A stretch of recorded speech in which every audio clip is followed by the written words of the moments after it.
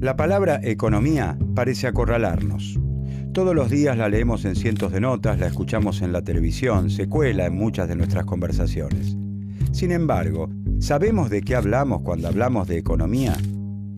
¿Qué es la economía?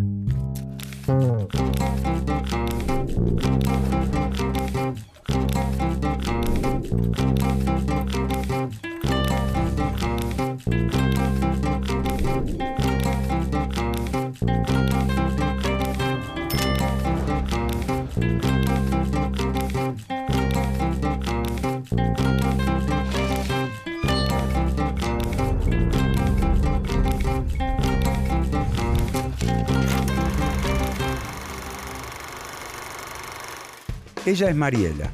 Mariela decora en su casa los mates que ella misma vende en un puesto de la feria. Todas las mañanas carga su producción en el canasto de su bicicleta y pedalea las 35 cuadras que la separan de su puesto. Los mates que ella decora y vende son mercancías. Las mercancías forman parte de la economía. La decoración y la venta de los mates es su trabajo.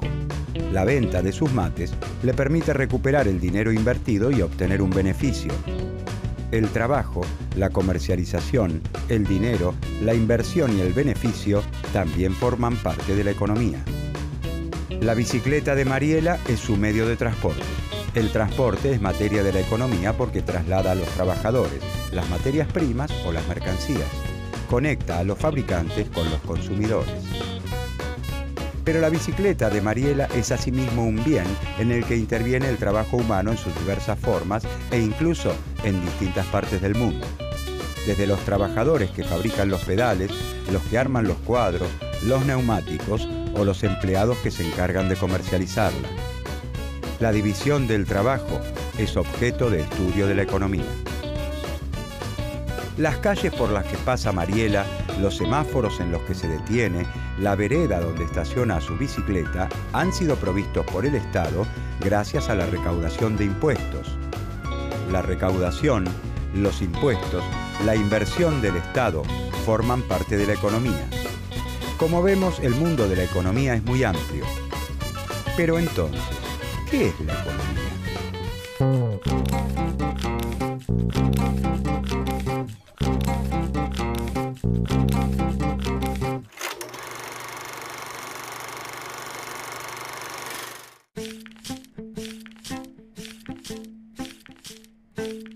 La economía es el conjunto de actividades que realizamos al producir, distribuir y consumir los bienes y servicios necesarios para vivir. En los medios de comunicación y en nuestras conversaciones aparece con frecuencia la palabra economía. La tapa de un diario nos dice que, según el ministro, la economía crecerá por sobre las expectativas. La radio afirma que la economía de Brasil es muy sólida. El panadero de la esquina condiciona la compra del nuevo horno a cómo vaya la economía. La palabra economía se refiere en estos casos a la economía nacional. Algunos de esos bienes y servicios necesarios para vivir se compran en el mercado y otros los provee gratuitamente el Estado gracias a la recaudación de impuestos. La economía nacional no está alejada de nuestra vida, sino que nos involucra siempre. Si, por ejemplo, el desempleo es alto, a muchos de nosotros se nos hará difícil conseguir trabajo, lo que implica que numerosas familias encontrarán dificultades para satisfacer sus necesidades más elementales: alimentarse, vestirse, comprar medicamentos y hasta útiles escolares. Los problemas de la economía nacional afectan de distinta manera a todos sus integrantes. Producir todos estos bienes y servicios necesarios para vivir involucra el trabajo humano, y el trabajo humano siempre es realizado en sociedad. Hasta los bienes más simples que provienen directamente de la naturaleza necesitan la participación de manos humanas para poder ser consumidos por nosotros. Si podemos tomar un vaso de leche en el desayuno, es porque en un tambo se ordeñó una vaca que alguien antes alimentó. Luego ese producto se trasladó, se procesó, se colocó en sachets e incluso alguien fabricó el vaso en el cual lo servimos. A través del trabajo, el hombre se apropia de los materiales brindados por la naturaleza y los transforma en bienes útiles o valores de uso para satisfacer sus necesidades. Los bienes que se consideran elementales para asegurar nuestro sustento han cambiado a través del tiempo y en su transformación el hombre ha utilizado siempre instrumentos de trabajo dirigidos a facilitar su tarea. Eso nos lleva a averiguar ¿cómo se ha garantizado la subsistencia a través de la historia?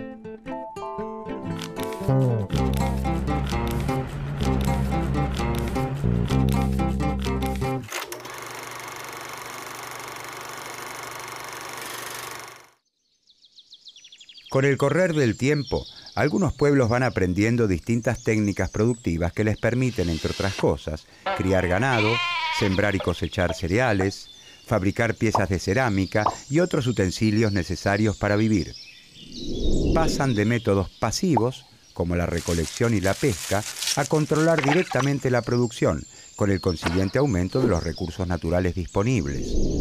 Los pueblos se vuelven entonces sedentarios. Se instalan en un lugar para poder cuidar sus cultivos y rebaños. Así se conforman las primeras aldeas. Los avances en el conocimiento técnico y en el desarrollo de la organización social van aumentando la productividad, es decir, el número de bienes producidos en la misma cantidad de tiempo de trabajo. Esto genera un excedente de producción permanente por sobre las necesidades de la comunidad. La aparición del excedente permite el desarrollo de las sociedades. Ya no es necesario que todos los integrantes de una sociedad se dediquen a la producción de los bienes imprescindibles para vivir. Esto da lugar al desarrollo de otras actividades socialmente necesarias: el arte, la ciencia, la filosofía. Al mismo tiempo, cuanto más prósperas van siendo las sociedades y se generan mayores riquezas, aumenta el deseo de dominar y utilizar esa riqueza para provecho personal. La propiedad social sobre los medios de producción es reemplazada entonces por la propiedad privada. El amo es dueño de la tierra y del esclavo, considerado un instrumento de trabajo, una herramienta más. Junto con el excedente aparecen las clases sociales. Este es uno de los grandes temas de la economía. Las clases sociales son grupos humanos. Cada uno de estos grupos en los que se divide la sociedad puede apropiarse del resultado del trabajo de otro de acuerdo al lugar que ocupa en el régimen de producción. La apropiación de la riqueza sobrante, del excedente, genera conflictos entre las clases sociales que se traducen en continuas luchas a lo largo de la historia. Obreros y capitalistas, señores y siervos, amos y esclavos. El grupo dominante busca reproducir las condiciones de vida vigentes, mientras que el grupo dominado lucha porque esa explotación se reduzca o desaparezca. Dependiendo de la clase social que tome las decisiones, este excedente podrá ser utilizado para construir pirámides, hacer la guerra, ser invertido en la creación de nuevas riquezas o para mejorar las condiciones de vida de las clases trabajadoras. Durante la época feudal, por ejemplo, la mayor parte del excedente es consumido en forma individual por las clases dominantes, los señores feudales, para sus lujos personales y no en forma productiva. En el sistema capitalista, en cambio, las empresas utilizan el excedente para renovar las máquinas, modernizar la empresa, adquirir materia prima y contratar trabajadores. A medida que las sociedades se tornan más complejas y las actividades productivas se diversifican, se profundiza la división del trabajo y el comercio. Algunos individuos se abocarán al trabajo de los metales, otros al del cuero o al del barro. Lo que antes era una disposición personal para tal o cual técnica se convierte en una especialización, en un oficio. Con la especialización, cada integrante de la sociedad satisface parte de sus necesidades con sus propios productos. Surge la necesidad de intercambiar los bienes que cada uno produce y le sobran por los que les sobran a los otros. Aparece el comercio, inicialmente bajo la forma del trueque. Pero esta forma tiene un inconveniente. Lo que una persona está dispuesta a intercambiar tiene que coincidir exactamente con lo que la otra quiere recibir y viceversa. El dinero resuelve este problema ya que es aceptado por todos. En un primer momento, la sal, los cueros o los camellos reemplazan el dinero como forma de pago. Con el tiempo se adoptan los metales preciosos, pero en la actualidad utilizamos el papel moneda. Rectángulos de papel con un número respaldados por un Estado soberano. ¿Por qué un billete de 100 pesos argentinos vale efectivamente 100 pesos argentinos y todos nosotros lo entregamos y recibimos considerando que efectivamente su valor es de 100 pesos? Porque así lo establece el Estado argentino, que al emitirlos les otorga respaldo. A nivel internacional, la moneda utilizada es el dólar. Al igual que el dinero emitido por cualquier otro Estado nacional, un billete de $100 vale $100 porque así lo establece el Estado estadounidense. Todos estos cambios en las técnicas de producción y en la forma en la que los hombres han intercambiado los bienes para satisfacer sus necesidades han ido transformando el mundo de las primeras formas de organización social y con él las preguntas que los pensadores de su tiempo se han hecho en relación con la naturaleza y la vida en sociedad.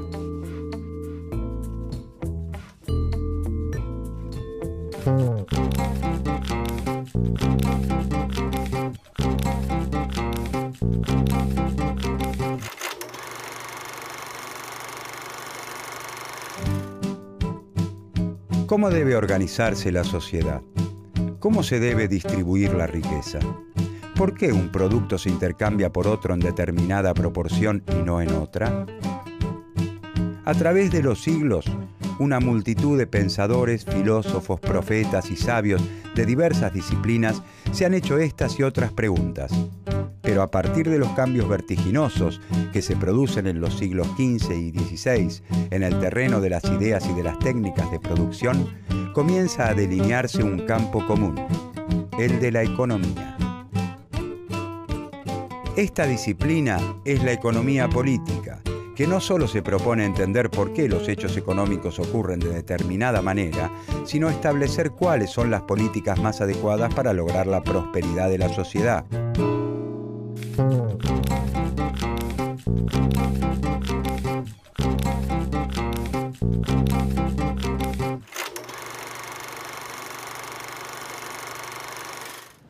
Una de las características distintivas de nuestra sociedad es que para obtener la mayor parte de los bienes debemos ir al mercado a conseguirlos pagando un precio. Cada vez son más los bienes y servicios que se compran y venden. Todo tiene precio. Actividades que antes estaban confinadas al ámbito doméstico, como la cocina o la limpieza y el orden del hogar, hoy se compran y se venden. Para el capitalismo, los productos del trabajo humano no son solo valores de uso o bienes útiles, sino también valores de cambio. Tienen un precio. Antes del régimen capitalista, la producción se guiaba por las necesidades de la sociedad. Así ocurre tanto en los pueblos, que recogen todavía su alimento, como en las que realizan actividades de agricultura y ganadería. El antiguo Egipto presenta rasgos económicos similares. Los reyes o sacerdotes que centralizan los excedentes los utilizan para satisfacer sus propias necesidades o las de la comunidad, no con la venta como destino principal. Son economías productoras de bienes útiles o valores de uso. La producción no se realiza con el objeto último de la venta. Es decir, los bienes no tienen en general la forma de mercancías. Responden a las decisiones de un faraón, rey o señor feudal que decide qué se produce, cómo se produce y cómo se distribuye lo producido de manera tal que se asegure la subsistencia de todos. A partir del capitalismo, la producción y distribución de bienes y servicios se organiza por medio del mercado. Como siempre ha ocurrido, y mucho más que antes, en el capitalismo todos necesitamos del trabajo de los otros para vivir. Nadie se encarga de fabricar su propia ropa, elaborar sus alimentos, ni darse clases de inglés a sí mismo. Los individuos, como parte integrante de una comunidad, desarrollan una división de tareas para poder satisfacer sus necesidades de una forma más eficiente. Todos necesitamos del trabajo de los otros para vivir, pero la organización de esta actividad no es consciente. Cada integrante decide, en forma aislada y libre, qué va a producir, en qué cantidad y con qué características, y recién después va al mercado con su producción. No hay una organización del trabajo social que, partiendo de identificar las necesidades, organice las actividades para realizar como ocurría en las sociedades anteriores al régimen capitalista. En otras sociedades, el intercambio existe, pero no es la forma general de organización de la actividad económica. Si dos comunidades cuentan con excedentes ocasionales de diferentes productos, se dan las condiciones para el cambio. En el capitalismo, sin embargo, nadie se encarga de preguntar, a ver, ¿qué necesitamos? ¿Cómo nos organizamos para producir esto que necesitamos? ¿Cuántos litros de leche? ¿Cuántos autos? ¿Cuántos medicamentos? Nada de esto ocurre. Nadie controla la distribución del trabajo entre las distintas ramas de la producción ni entre las empresas particulares. En el capitalismo, nadie da órdenes excepto el mercado. Cada productor puede producir tanto como quiera y esta producción no se realiza de acuerdo a las necesidades sociales.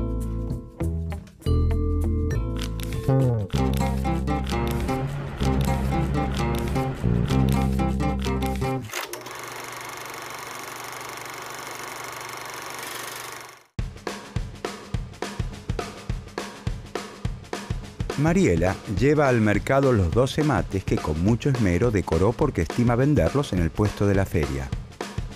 Ella no sabe si tomó la decisión correcta. La cantidad de mates que compró y decoró no depende de cuántas personas crea Mariela que los necesitan. Lo único que a ella le interesa es que a los turistas que visitan la feria les gusten los artículos que ella decora y fundamentalmente que dispongan del dinero para comprarlos. De no ser así, su emprendimiento correría el riesgo de sucumbir. En el sistema capitalista es muy difícil que coincidan la oferta y la demanda de los distintos bienes, entendida esta última no solo como una necesidad, sino como una disposición de dinero para comprar. Si Mariela compró y decoró más mates de los que pudo vender, habrá dilapidado trabajo social. La capacidad de trabajo de la sociedad que utilizó en los mates no vendidos fue desaprovechada. Esa capacidad debería haberse destinado a otra actividad. En el régimen capitalista es frecuente que la producción sea superior a la demanda efectiva, es decir, que sobren muchos bienes, o que sea inferior a ella, es decir, que no alcancen.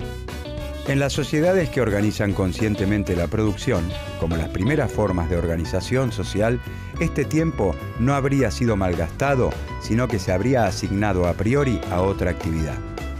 En el mercado, esto se revela a posteriori, una vez que los bienes ya fueron producidos. En el mercado no hay un acuerdo, un faraón o un señor feudal que diga qué hay que producir. El sistema capitalista es, por lo tanto, una forma particular de organizar el trabajo distinta a las anteriores.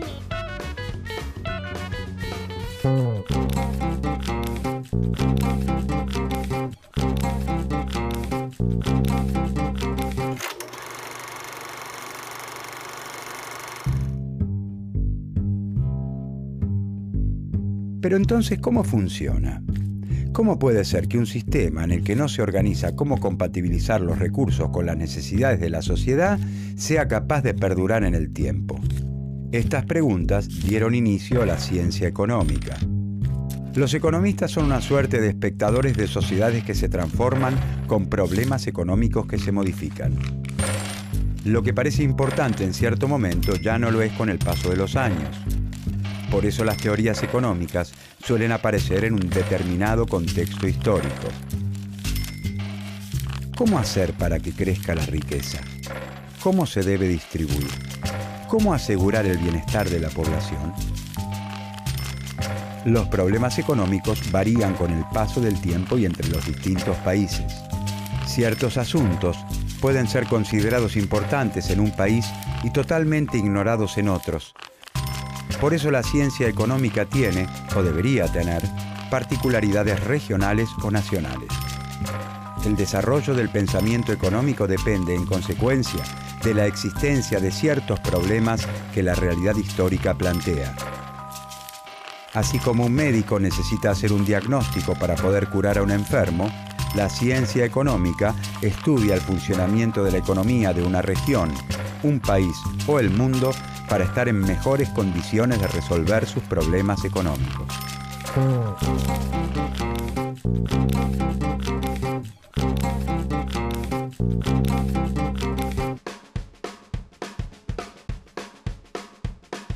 Los números de la economía parecen invadirlo todo. Sin embargo, la economía no tiene por objeto el estudio de los números. Utiliza la matemática como una herramienta, pero le interesan las relaciones sociales, porque la economía es una ciencia social, ya que las actividades de producción, distribución y consumo involucran relaciones entre los hombres y las mujeres que integran una sociedad.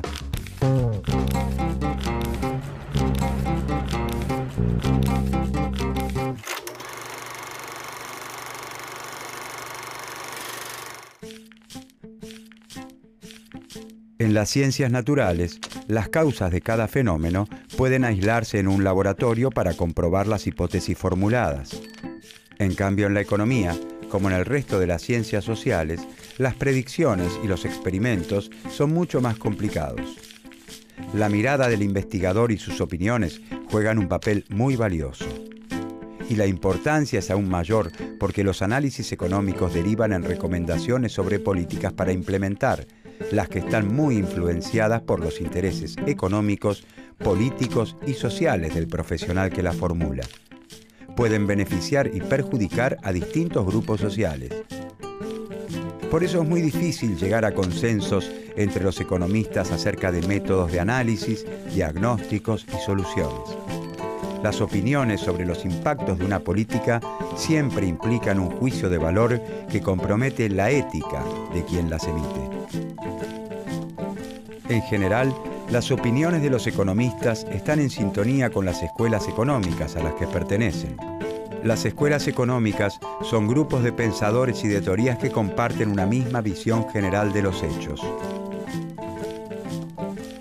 Están lideradas por ciertos autores, consagrados como autoridades de la disciplina, cuyas contribuciones se transforman en punto de referencia obligado para sus discípulos. Cada escuela cuenta con un conjunto de rasgos distintivos y característicos y representa, en forma consciente o no, ciertos intereses. El pensamiento económico no evoluciona en el tiempo de manera lineal. Las nuevas teorías no reemplazan las anteriores, ni hay mejores teorías que desplacen otras peores. Muchas de las teorías económicas publicadas a lo largo de la historia podrían explicar los fenómenos económicos del presente.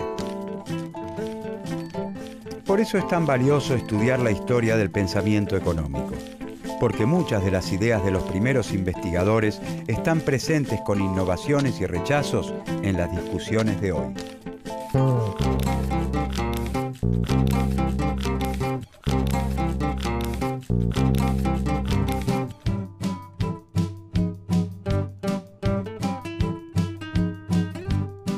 En esta serie sobre el pensamiento económico, veremos cuáles han sido los principales problemas que abordó la economía a través de su historia, cuándo surgieron, por qué lo hicieron en ese momento histórico y no en otro, qué intereses estaban en juego en ese entonces, en qué se parecen esos momentos históricos a los nuestros y qué nos aportan para poder comprender las discusiones sobre la economía de hoy.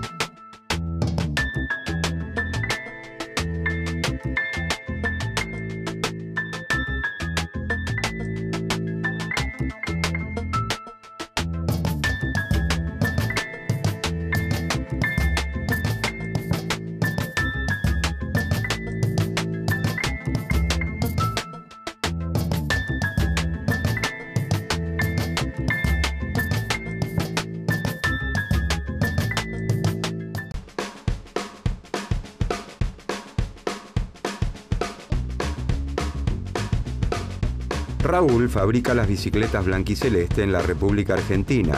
Chanli produce en China las bicicletas blanquirrojas. Las bicicletas chinas son más baratas que las argentinas, porque en China se producen millones de bicicletas, lo que permite reducir los costos de cada una. Y además, los salarios de los chinos son menores que los argentinos.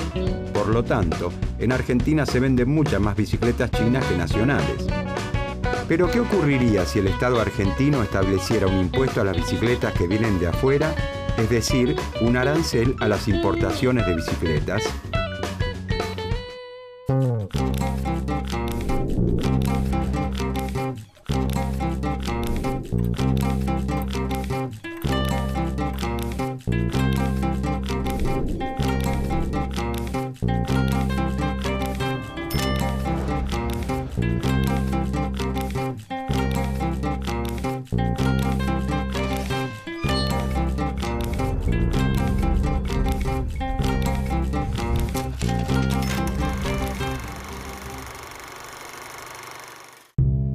El mercantilismo no es una escuela de pensamiento económico.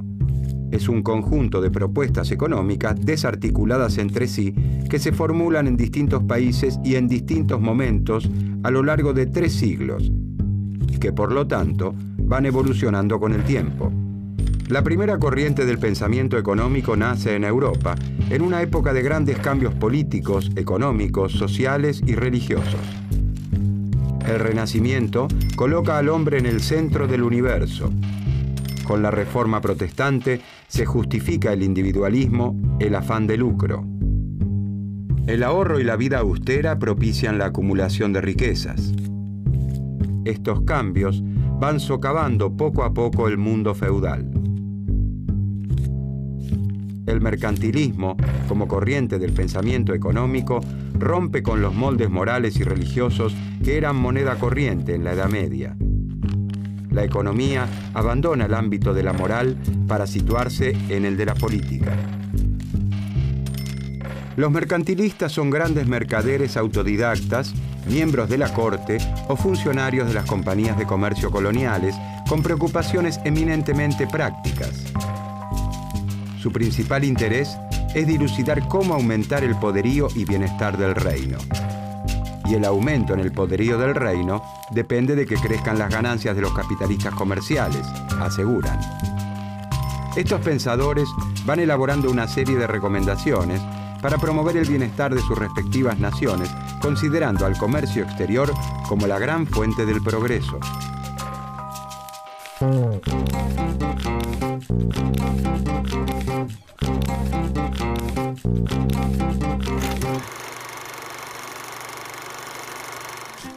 A partir del siglo XI, la actividad agrícola en Europa florece. Ciertos avances en las técnicas de producción y la incorporación de nuevas extensiones de tierras provocan el crecimiento de la producción de cereales. Ese aumento en la producción provoca la generación de un excedente permanente. Es decir, la producción comienza a superar de modo permanente el consumo de la población. Ese excedente comienza a comercializarse en el mercado. Los señores feudales se enriquecen y con esa riqueza compran bienes de lujo de Oriente, especias, sedas, tinturas. Los mercaderes son viajantes de la Edad Media que traen los más variados productos. Vendedores ambulantes que se arriesgan a las travesías más audaces en busca de especias como el azafrán o el clavo de olor. Los mercaderes compran barato y venden muy caro. Comienzan a obtener abultadas diferencias de la reventa, una ganancia comercial. Aparecen las grandes compañías comerciales. Los capitalistas comerciales se enriquecen y son cada vez más poderosos. Se van constituyendo como clase social, la burguesía. Los artesanos